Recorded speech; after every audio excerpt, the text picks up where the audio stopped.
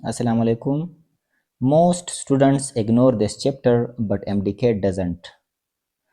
After completing this chapter, you will be able to solve any type of MCQs from this chapter.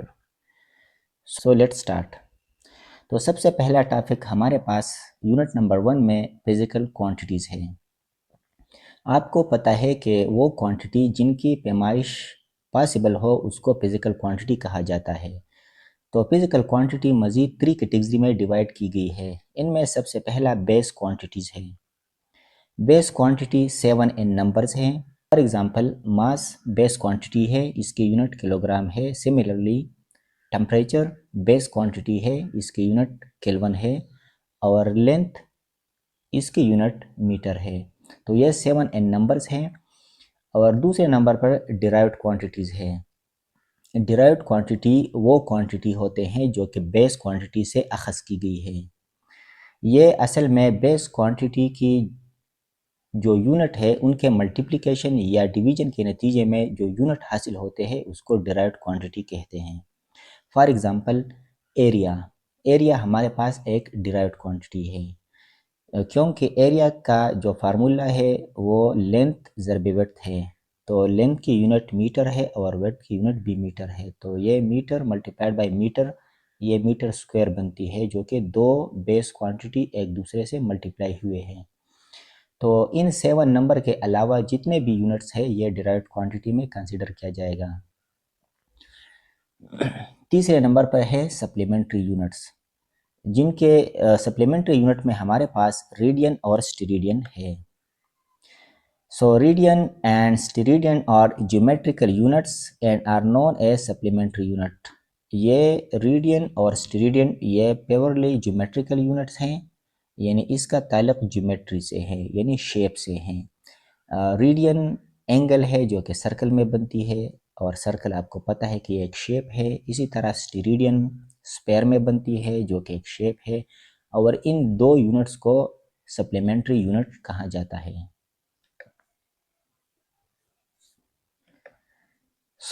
Radian हमारे पास 2 dimension में होते हैं, क्योंकि circle आपको पता है कि ये एक्स एक्सिस और वाई एक्सिस यानी इसकी हाइट नहीं है, इसी वजह से ये 2 डायमेंशन में है। और पूरे सर्कल में टोटल 360 डिग्री एंगल होता है, और ये 360 डिग्री 2 पाई रेडियन के बराबर होता है। फ़र्ज़ करें अगर आपसे कहा जाए कि डिग्री में आपको एक वैल्यू दी गई है कि इसको रेडियन में कन्वर्ट करें, तो उसके लिए हमने एक शॉर्ट फार्मूला यहाँ पे मेंशन किया है। जब आपसे कहा जाए कि कन्वर्ट 180 डिग्री टू रेडियन, कि 180 डिग्री को रेडियन में कन्वर्ट करें। जब डिग्री को आप रेडियन में कन्वर्ट करते हैं तो डिग्री के साथ आप पाई डिवाइड बाई 180 उसको मल्टीप्लाई करेंगे। तो 180 डिग्री रेडियन में हमारे पास पाई रेडियन के बराबर होता है।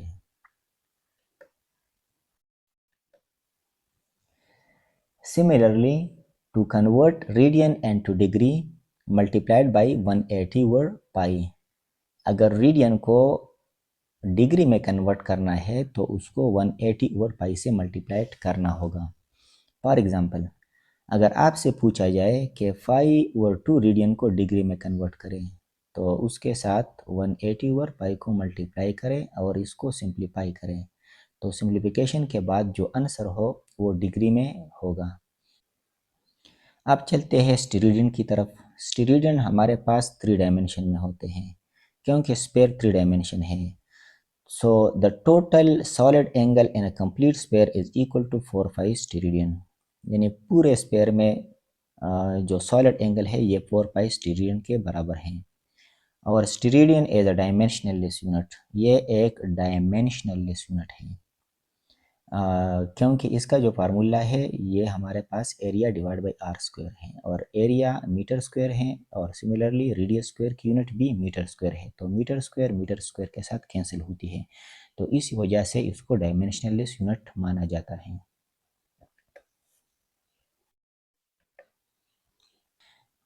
तो एक लार्ज वैल्यू या एक स्मॉल वैल्यू को साइंटिफिक नोटेशन में किस तरह हम कन्वर्ट करते हैं। तो इस डिजिट को अगर आप देखें तो इसमें आपको पॉइंट नज़र नहीं आता, तो हम इसको साइंटिफिक नोटेशन में कन्वर्ट करेंगे। जब आपको पॉइंट नज़र नहीं आता तो point already to the extreme right side पे मौजूद होता है। तो इस पॉइंट को यहाँ से इन टू नॉन डिजिट के बीच लाना है। तो यहाँ से हम स्टार्ट लेंगे, तो ये होगा 1 टाइम, 2 टाइम, ये 3 टाइम, ये 4 टाइम और ये 5 टाइम हो गया। तो हमारे पास ये बराबर है 7.2 इंटू 10⁵ के। सिमिलरली ये स्मॉल नंबर है, इसमें ऑलरेडी पॉइंट यानी टू द लेफ्ट साइड मौजूद है, तो ये इस पॉइंट को इन टू नॉन डिजिट के बीच लाना है। तो यहाँ से हम स्टार्ट लेंगे 1 2 3 4 5 एंड 6। तो ये बन गया 7.1 इंटू 10⁻⁻⁶। जब हम लेफ़्ट साइड से पॉइंट को राइट साइड पे शिफ्ट कर लेते हैं तो यहाँ पे माइनस साइन आपको पुट करना होगा। तो यहाँ पे भी पॉइंट मौजूद है इस केस में, तो इस पॉइंट को यहाँ पे शिफ्ट करना है बिल्कुल to the right, to the extreme right side पे। तो ये भी हमारे पास 7 इंटू 10⁻⁻⁶ बन जाएगा। इसी तरह थर्ड टॉपिक है बुक में प्रीफिक्सेस। सो प्रीफिक्सेस बुक में ऑलरेडी एक टेबल दिया गया है जो कि आपको उसके ऊपर प्रैक्टिस करना है और अगर पॉसिबल हो तो इसको मेमोराइज करना है, क्योंकि बाज़ दफ़ा इनसे भी एमसीक्यूज़ आते हैं। फॉर एग्ज़ाम्पल अगर टेस्ट में आपको एक स्मॉल प्रॉब्लम दिया गया है और उस प्रॉब्लम को जब आपने सॉल्व की तो फॉर एग्ज़ाम्पल आपके पास ये आंसर आया, यानी 7 इंटू 10⁻12 आंसर आया।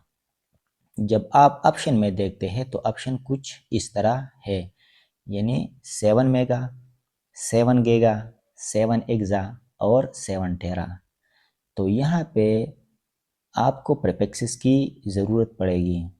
तो इस कंडीशन में 10⁻12 हमारे पास 7 टेरा के बराबर है। So correct option will be 7 टेरा होगा।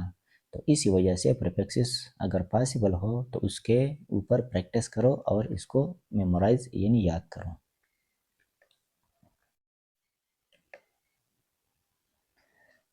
सो बुक में सम नॉन एसआई यूनिट पर डिस्टेंस दी गई है।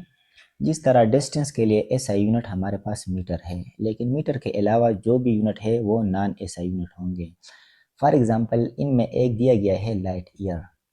तो ये लाइट ईयर असल में ये फासले का यूनिट है, ये लाइट का यूनिट नहीं है, ये ईयर का यूनिट नहीं है, ये डेज का यूनिट नहीं है, तो ये सिर्फ और सिर्फ डिस्टेंस का यूनिट है। लाइट ईयर का मतलब है कि रोशनी एक साल में जितना फासला तय करती है उसको 1 लाइट ईयर कहा जाता है। यानी एक साल में रोशनी 9.5 इंटू 10⁻15 मीटर फासला तय करती है। सो this is the non SI unit for distance. Our nearest neighbor galaxy is Andromeda Galaxy, which is equal to 2.5 million light years away. हमारे गैलेक्सी को सबसे नज़दीक गैलेक्सी वो एंड्रोमेडा गैलेक्सी है, जो कि हमारे गैलेक्सी से तकरीबन 2.5 मिलियन लाइट ईयर दूर है। यानी हमारे गैलेक्सी से ये तकरीबन 25 लाख लाइट ईयर दूर है। यानी जब रोशनी 25 लाख साल तक मुसलसल सफ़र तय करती है तो हमारे गैलेक्सी से रोशनी एंड्रोमेडा गैलेक्सी को 25 साल सफ़र तय करने के बाद पहुंच जाएगा। तो आप खुद अंदाज़ा लगाएं कि ये यूनिवर्स कितनी वसी है। इसी तरह दूसरा यूनिट दिया गया है आर्मस्ट्रॉन्ग।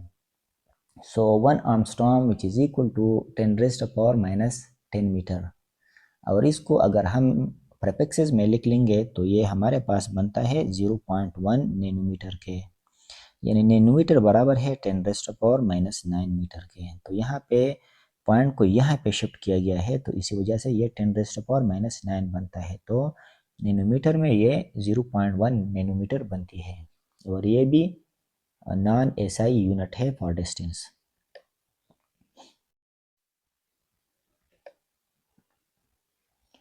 अब चलते हैं टॉपिक नंबर 4 की तरफ, errors and uncertainty. So error mean the difference between measured value N2 and true value. For example हमारे पास ग्रेविटेशनल एक्सीलरेशन की ट्रू वैल्यू 9.8 मीटर पर सेकंड स्क्वायर है और आपने लेबॉर्ट्री में जब ग्रेविटेशनल एक्सीलरेशन की वैल्यू फाइंड की तो आपके पास जो आंसर आया फॉर एग्ज़ाम्पल वो 8 मीटर पर सेकंड स्क्वायर था। तो 8 और 9.8 में जो डिफरेंस है इस डिफरेंस को हम एरर बोलते हैं और इसके मैंने टाइप्स है बुक में ऑलरेडी मौजूद है। Number B, uncertainty.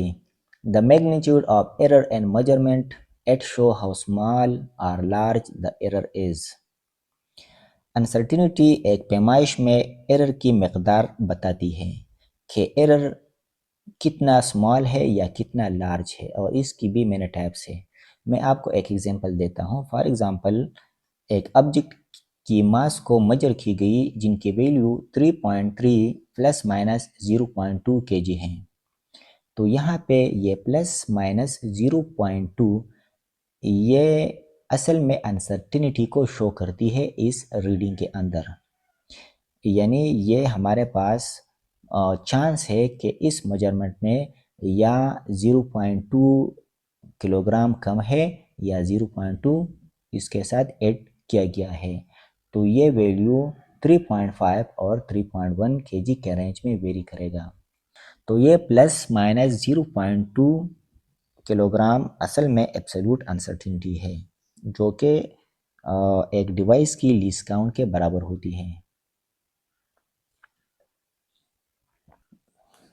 तो रिलेटिव अनसर्टिनिटी को हम फाइंड करने के लिए इस एब्सोल्यूट अनसर्टिनिटी को इस वैल्यू पे डिवाइड करेंगे तो ये हमारे पास रिलेटिव अनसर्टिनिटी बनेगा और जब इसकी हम परसेंटेज फाइंड करेंगे तो फिर ये परसेंटेज अनसर्टिनिटी कंसीडर किया जाएगा।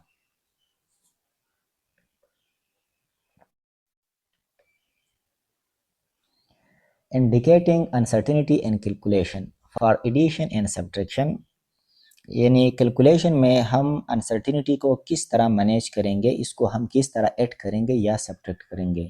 तो इससे मैं आपको एक एग्जांपल देता हूँ। एडिशन और सब्ट्रैक्शन की तकरीबन एक रूल है। फॉर एग्जांपल अगर एक मेजरमेंट है x1 which is equal to 10.5 plus minus 0.1 centimetre and x2 is another measurement which is equal to 26.8 plus minus 0.1 centimeter, then find x2 minus x1। तो इसको फाइंड करना है। तो यहाँ पे अगर आप देख ले x2 माइनस x1, x2 हमारे पास 26.8 माइनस x1 यहाँ पे 10.5 है और प्लस माइनस को अपनी ही जगह लिख लेंगे और फिर ब्रैकेट में 0.1 ये जो एब्सोल्यूट अनसर्टिनिटी है इसको आपने ऐड करना है, यानी इसको अगर एडिशन में दी गई है तब भी ऐड करना है, दोनों कंडीशन में इसको ऐड करना है। ठीक है, तो ये लॉजिकल पॉइंट है, इसको याद रखें। तो हमारे पास आंसर बनता है 16.3 प्लस माइनस 0.2 सेंटीमीटर।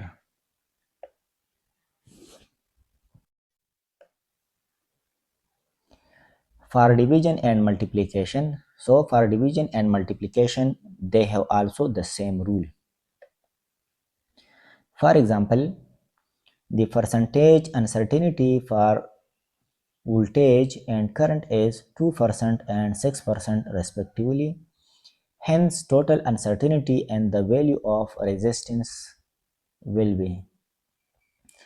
वोल्टेज में हमको परसेंटेज अनसर्टिनिटी दी गई है 2% और करंट में 6% है, तो रेजिस्टेंस में कितना होगा।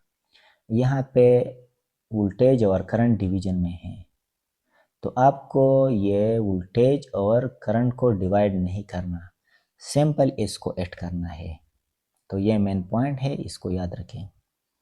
Simply at the percentage uncertainty, यानी 2% प्लस 6% ये हो जाएगा 8%। हमारे पास रेजिस्टेंस में परसेंटेज अनसर्टिनिटी आ गया। तो इसको डिवाइड नहीं करना, जस्ट सिंपली ऐड करना है, और ये सेम कंडीशन मल्टीप्लिकेशन के लिए भी वैलिड है।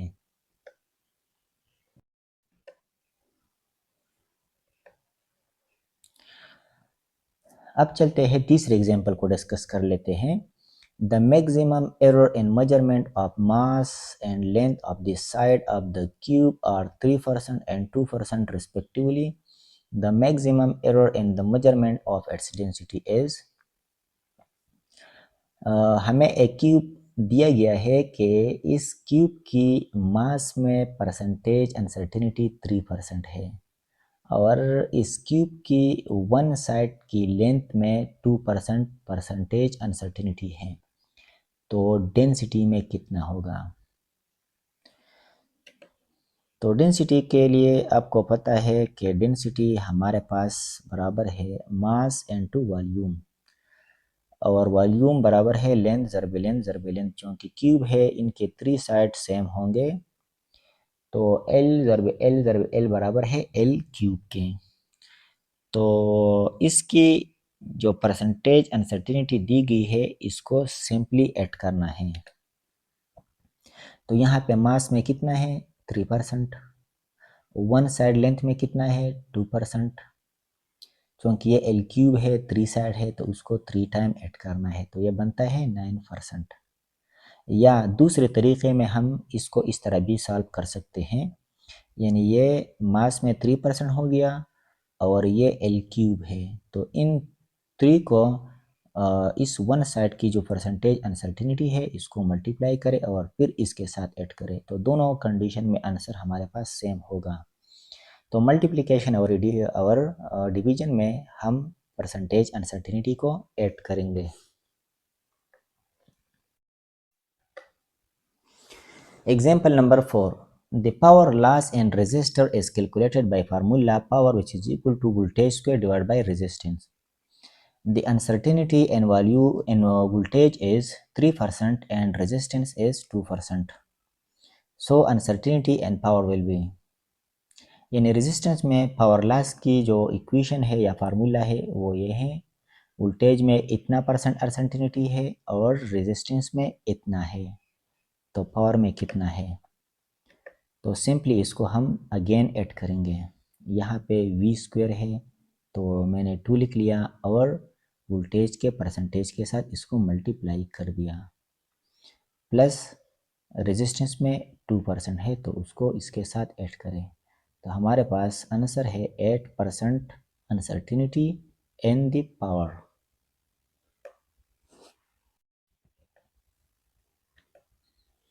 अब डिस्कस करते हैं सिग्निफिकेंट फिगर्स को। सिग्निफिकेंट फिगर में अगर मैं आपसे पूछूं कि ये एरो इसकी लेंथ कितनी है, तो आप सोचेंगे कि ये 3 तो कंप्लीट है, लेकिन 3 से थोड़ा ज़्यादा है, तो कितना ज़्यादा है? तो एक स्टूडेंट का जवाब होगा कि इसकी लेंथ 3.1 सेंटीमीटर है। तो यहाँ पे ये 3 तो ठीक है, इसमें कोई शक नहीं। अगर शक है तो इस 0.1 के ऊपर है, क्योंकि ये इस स्टूडेंट ने गेस किया है, यानी अंदाज़ा लगाया है। जब पैमाइश में एक डिजिट एक्यूरेट हो, यानी 3 बिल्कुल एक्यूरेट है, और फर्स्ट डाउटफुल यानी पहला शक्की डिजिट मौजूद हो, यानी 0.1 ये डाउटफुल है, तो इन दो कंबाइंड डिजिट को फिर हम सिग्निफिकेंट फिगर कंसिडर करेंगे, या इसको सिग्निफिकेंट फिगर कहते हैं। दूसरे स्टूडेंट ने कहा कि ना इसकी वैल्यू 3.2 है, तो अगेन 3 एक्यूरेटली नॉन डिजिट है, ये मालूम है, और ये फर्स्ट डाउटफुल है, तो ये भी सिग्निफिकेंट हो गया। तीसरा स्टूडेंट कहेंगे कि ये 3.3 है, तो अगेन 3 एक्यूरेट है, यानी 3 के ऊपर किसी का ऑब्जेक्शन नहीं है, और ये 0.3 द फर्स्ट डाउटफुल डिजिट है, तो ये सिग्निफिकेंट फिगर होगा। अब चलते हैं सिग्निफिकेंट फिगर्स के कुछ रूल्स है उसको डिस्कस कर लेते हैं। Number 1, all non zero digit are significant, यानी जितने नॉन जीरो डिजिट है ये सिग्निफिकेंट हो गए, यानी 1 से लेकर 9 तक all are significant. For example 12.3 इनमें कितने सिग्निफिकेंट है, तो 1, 2 और 3, इनमें 3 सिग्निफिकेंट फिगर्स है। 142.1 में कितने हैं, 1, 2, 3, 4, इनमें 4 है और इसमें 5 है, यानी non zero digit all are significant.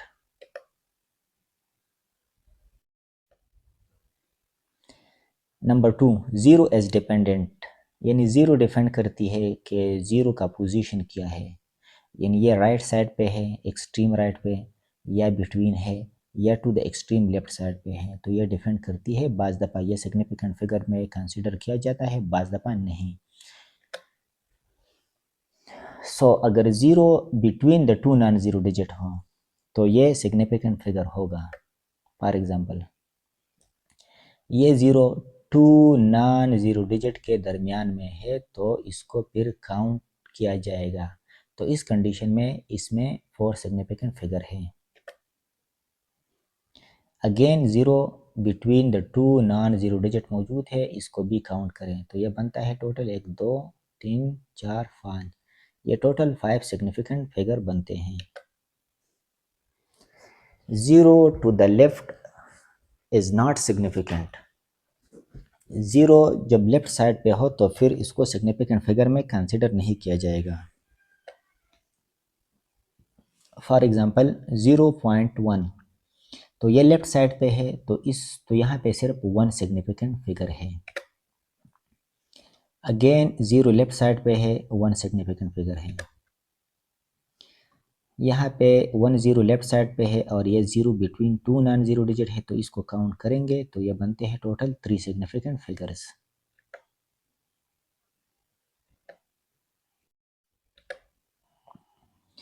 Zero to the right may or may not be significant, यानी जब राइट साइड पे हो ज़ीरो तो some time it will be consider and some time it will not be consider and significant figure. तो इसके लिए भी इसका एक कंडीशन है, मैं अभी डिस्कस कर लेता हूँ। अगर एक वैल्यू में अगर एक वैल्यू दी गई है और इनमें डेसिमल पॉइंट हो तो फिर इनमें जितने ज़ीरो राइट साइड पे हो तो फिर इसको आप काउंट कर लेंगे, तो इस कंडीशन में ये 4 सिग्निफिकेंट फिगर बनते हैं क्योंकि इनमें सिग्निफिकेंट यानी डेसिमल पॉइंट मौजूद है। अगेन डेसिमल पॉइंट मौजूद है तो ये हमारे पास 5 सिग्निफिकेंट फिगर बनते हैं। अगर डेसिमल पॉइंट मौजूद नहीं तो फिर आप देख लेंगे कि इस वैल्यू को जिस डिवाइस के थ्रू मेजर की गई है उसका लिस्ट काउंट किया है। फॉर एग्ज़ाम्पल ये वैल्यू आपको दी गई है कि ये एक वैल्यू है जो कि एक इंस्ट्रूमेंट या डिवाइस के थ्रू इसका ये कैलकुलेशन की गई है और उस इंस्ट्रूमेंट या डिवाइस की लिस्ट काउंट 1 है, यानी वो डिवाइस कम से कम पैमाइश 1 बाई 1 कर सकता है। तो इसी कंडीशन में आप इन ज़ीरो को काउंट करेंगे तो ये टोटल बनते हैं 1, 2, 3, 4, 5, 6, इनमें 6 सिग्निफिकेंट फिगर्स बनते हैं। अगर आपसे क्वेश्चन में कहा गया है कि ये वैल्यू है लेकिन डिवाइस की लिस्ट काउंट 10 है तो फिर 1 ज़ीरो को यहाँ से रिप्लेस ख़त्म करेंगे तो फिर इनमें 5 सिग्निफिकेंट फिगर बनते हैं।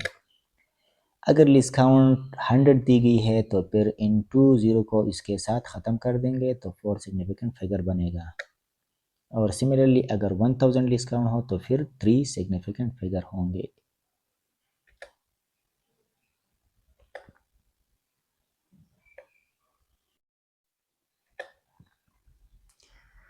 सो for scientific notation all above rules are valid. जिस तरह प्रीवियस स्लाइड्स में जो रूल हमने डिस्कस की तो साइंटिफिक नोटेशन के लिए भी यही रूल्स है, लेकिन यहाँ पे जो मल्टीप्लाई 10 रेज़्ड टू पावर की वैल्यू है इसको आप काउंट नहीं करेंगे, तो यहाँ पे इसमें अब 3 सिग्निफिकेंट फिगर है, ये वाला पोर्शन काउंट नहीं किया जाएगा। इस कंडीशन में ये 2 नॉन ज़ीरो है तो ये 2 सिग्निफिकेंट फिगर है इसमें। सिमिलरली यहाँ पे 3 सिग्निफिकेंट फिगर्स है. So now the question from you have find significant figures in these value and write its answer in the comment below section, that we will understand that how much you can got या understand the topic. अब चलते हैं precision and accuracy की तरफ. So precision show how close the reading are to each other are. Precision tell us to what resolution or limit the quantity is measured. तो precision के लिए ये दो डिफिनीशन है. सबसे पहले मैं इसको डिस्कस कर लेता हूँ थ्रू एग्जांपल और बाद में इसको डिस्कस करेंगे.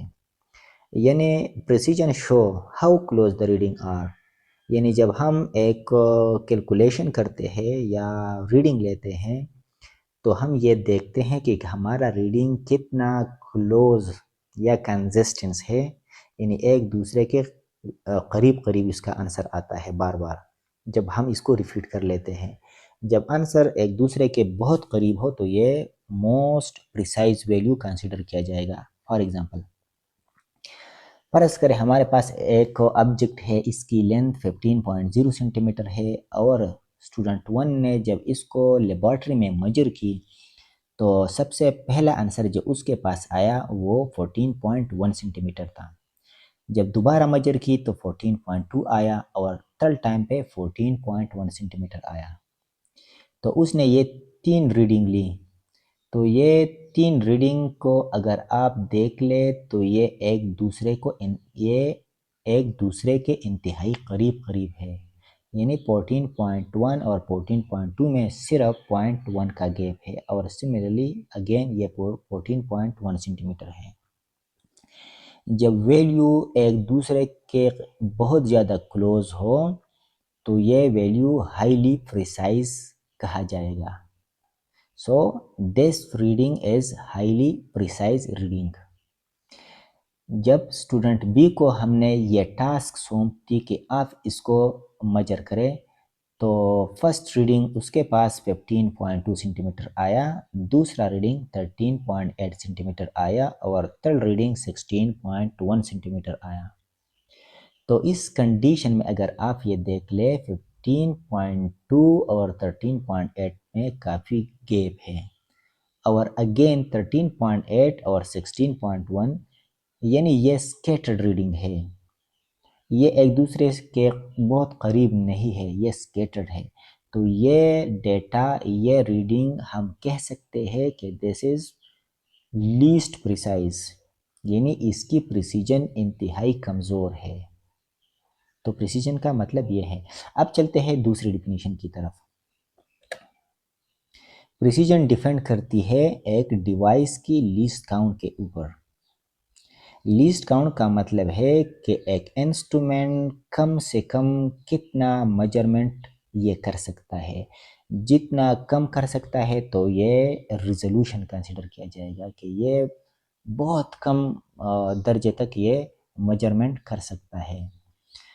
फॉर एग्ज़ाम्पल अगर हम मीटर रूलर की बात करें तो मीटर रूलर 0.1 सेंटीमीटर तक मेजरमेंट कर सकता है, इसके बिलो ये मेजरमेंट नहीं कर सकता, यानी इसका लीस्ट काउंट 0.1 सेंटीमीटर है. अगर हम वर्नियर कैलिपर को देखें तो ये 0.01 सेंटीमीटर तक मेजरमेंट कर सकता है. तो जितना कम से कम ये मेजरमेंट कर सकता है तो ये हाईली प्रिसाइज डेटा हमें देगा. तो इस कंडीशन में ये डेटा मोर प्रिसाइज है और मीटर रूलर की डेटा लेस प्रिसाइज है. तो इस पॉइंट को आप याद रखना है, यानी precision is inversely proportional to the least count of the instrument, यानी एक इंस्ट्रूमेंट की लीस्ट काउंट जितना कम हो, यानी जितना कम हो वो वैल्यू हाईली प्रिसाइज होगा, जैसा कि वर्नियर कैलिपर का कंडीशन है. और एक इंस्ट्रूमेंट का लीस्ट काउंट जितना ज़्यादा हो तो वो वैल्यू लेस प्रिसाइज होगा, जिस तरह मीटर रूलर की जो कंडीशन है। ये है मीटर रॉड। इसकी लिस्ट काउंट अगर मिलीमीटर में हम देख ले तो ये 1 मिलीमीटर बनता है और सेंटीमीटर में 0.1 सेंटीमीटर बनता है। वर्नियर कैलिपर की 0.1 मिलीमीटर है और स्क्रू गेज की 0.01 मिलीमीटर है। तो इसकी लिस्ट काउंट सबसे कम है, तो ये मोस्ट प्रिसाइज है, सेकंड नंबर पे ये है और ये लीस्ट प्रिसाइज है। अगर इन दो रीडिंग में हम ये देख लें तो पॉइंट के बाद ये 3 डिजिट है, यानी ये इंस्ट्रूमेंट पॉइंट के बाद अप टू 3 डिजिट तक ये मज़ीद मेजरमेंट कर सकता है। तो ये वैल्यू मोर प्रिसाइज है और ये लेस प्रिसाइज होगा, क्योंकि पॉइंट के बाद ये 1 डिजिट है।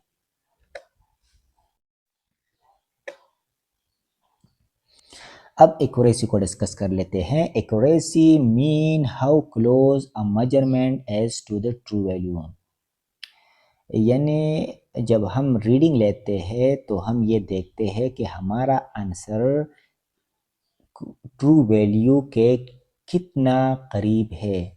जितना ट्रू वैल्यू के करीब आंसर हो तो हम उस आंसर को एक्यूरेट कंसिडर करेंगे। अगर हमने रीडिंग ली और वो रीडिंग ट्रू वैल्यू से काफ़ी दूर था तो हमारा रीडिंग एक्यूरेट नहीं कंसिडर किया जाएगा। यानी high accuracy mean data is very close to real value और low accuracy mean data is far away from real value. मैं आपको एक एग्जांपल देता हूँ। फॉर एग्जांपल एक ऑब्जेक्ट है, इसकी ट्रू वैल्यू सही वैल्यू 14.8 सेंटीमीटर है। स्टूडेंट ए ने जब मेजर की तो फर्स्ट टाइम उसने 14.8 सेंटीमीटर फाइंड की उस ऑब्जेक्ट की लेंथ को, सेकंड टाइम पे 14.9 सेंटीमीटर आया और थर्ड टाइम पे 15.0 सेंटीमीटर। तो यहाँ पे देख ले 14.8 इज बिल्कुल एक्यूरेट है, 14.9 बिल्कुल वेरी क्लोज टू 14.8 है और 15 is also a little bit close. So तो हम ये कह सकते हैं कि ये डेटा क्लोज टू ट्रू वैल्यू है। तो ये हाईली यानी ये इसकी एक्यूरेसी हाई होगी। और जब इस स्टूडेंट ने दूसरे स्टूडेंट ने वैल्यू को मेजर की तो उसके पास सबसे पहला रीडिंग 14.1 सेंटीमीटर आया और दूसरा 14.2, तीसरा 14.3। यहाँ पे 14.1 14.8 से काफ़ी दूर है।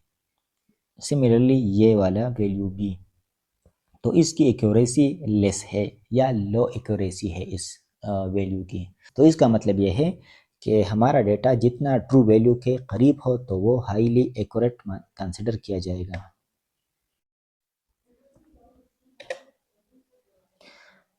Quick overview of precision and accuracy.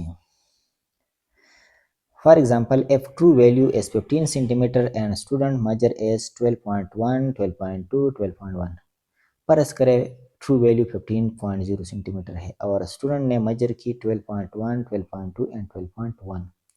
तो इस डेटा को अगर आप ये देख ले तो ये एक दूसरे के इंतहाई करीब करीब है। तो इसको हम ये कहेंगे कि ये हाईली प्रिसाइज वैल्यू है, क्योंकि ये डेटा एक दूसरे के क्लोज है, हाईली प्रिसाइज है। लेकिन ट्रू वैल्यू से काफ़ी दूर है तो इसकी एक्यूरेसी लेस है या इनएक्यूरेट है, यानी this is highly precise but inaccurate. अब चलते हैं example number 2। So if true value is again 15.0 centimeter and student measure is 14.9, 14.8 and 14.9 centimeter। तो यहाँ पे देख लें ये वैल्यू अगेन एक दूसरे के क्लोज है, तो ये हाईली प्रिसाइज है और साथ साथ ये ट्रू वैल्यू के भी इंतहाई करीब है, तो एक्यूरेट भी है और प्रिसाइज भी है। फर्ज करें if again the true value is 15.0 centimeter and student measure is 10 centimeter, 18 centimeter and 20 centimeter। तो ये वैल्यू एक दूसरे के करीब भी नहीं है और ट्रू वैल्यू से काफ़ी दूर भी है, तो ये प्रिसाइज भी नहीं है और एक्यूरेट भी नहीं है। So neither this data is precise not accurate.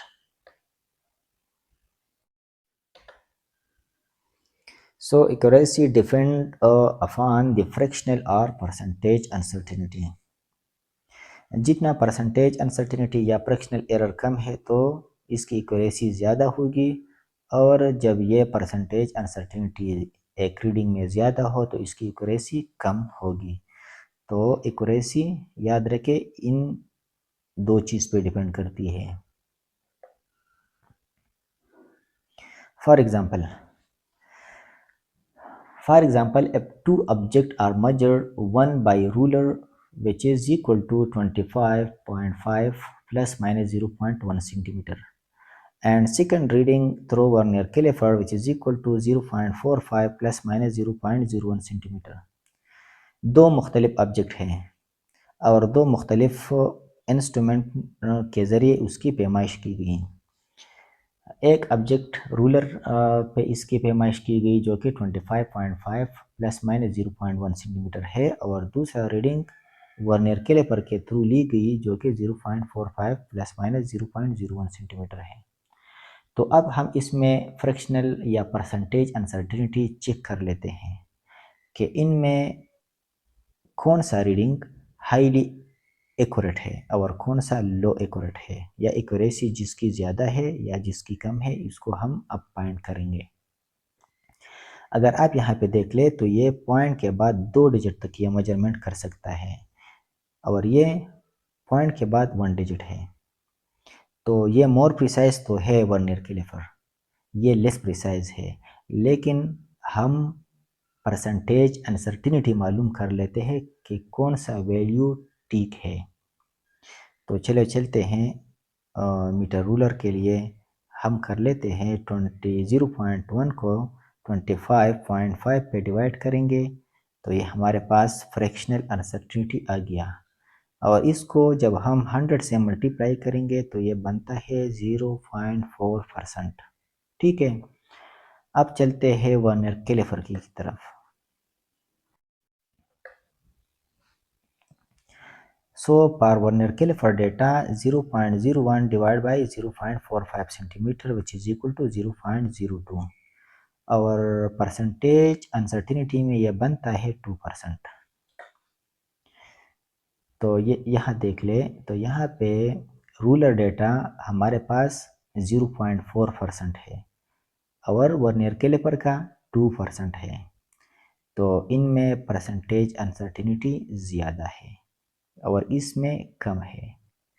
तो हम ये कह सकते हैं कि मीटर रूलर की डेटा लेस प्रिसाइज तो है लेकिन बट मोर एक्यूरेट है, क्योंकि इसमें लेस परसेंटेज अनसर्टिनिटी या एरर है। और वर्नियर कैलिपर की डेटा मोर प्रिसाइज है बट लेस एक्यूरेट है, क्योंकि इसमें परसेंटेज अनसर्टिनिटी ज़्यादा है। तो accuracy is inversely proportional to uncertainty।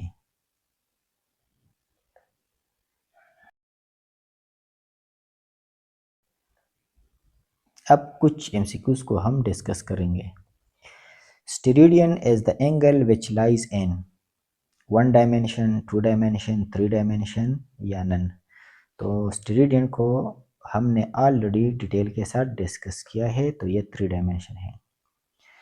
So the SI unit of the solid angle is, solid angle की SI यूनिट डिग्री है, स्टेरेडियन, रिवोल्यूशन या radian. So this is the steradian. Next, the SI unit of plane angle is steradian, radian, degree या candela. So this is radian. Next, absolute uncertainties are added in the following operation, यानी absolute uncertainty को किस operation में हम add कर लेते हैं, multiplication में, डिवीजन, सब्ट्रैक्शन या नन। तो याद रखें एब्सोल्यूट अनसर्टिनिटी ये हमारे पास सब्ट्रैक्शन और एडिशन दोनों में ऐड कर लेते हैं। मल्टीप्लिकेशन और डिवीजन में हम एब्सोल्यूट को ऐड नहीं करते, हम परसेंटेज अनसर्टिनिटी को मल्टीप्लिकेशन और डिवीजन में ऐड कर लेते हैं। So keep this point in mind.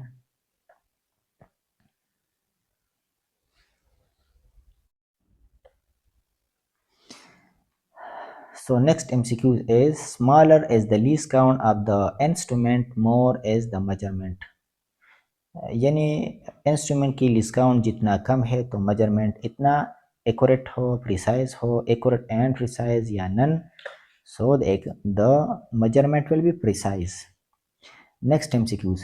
Which is a correct record for the diameter of a wire when measured by a screw gauge of least count 0.001 centimeter?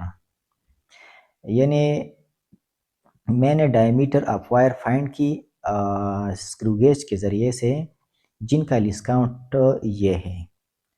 तो इन data में कौन सा answer आपके जहन में ठीक है? तो याद रखें कि स्क्रू गेज डेसिमल पॉइंट के बाद 3 डिजिट तक ये मेजरमेंट कर सकता है।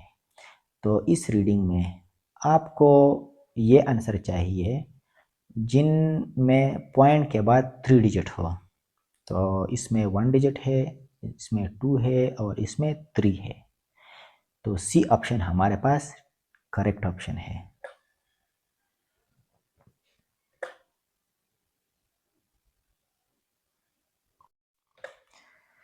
Thanks for watching and stay updated for the next lecture.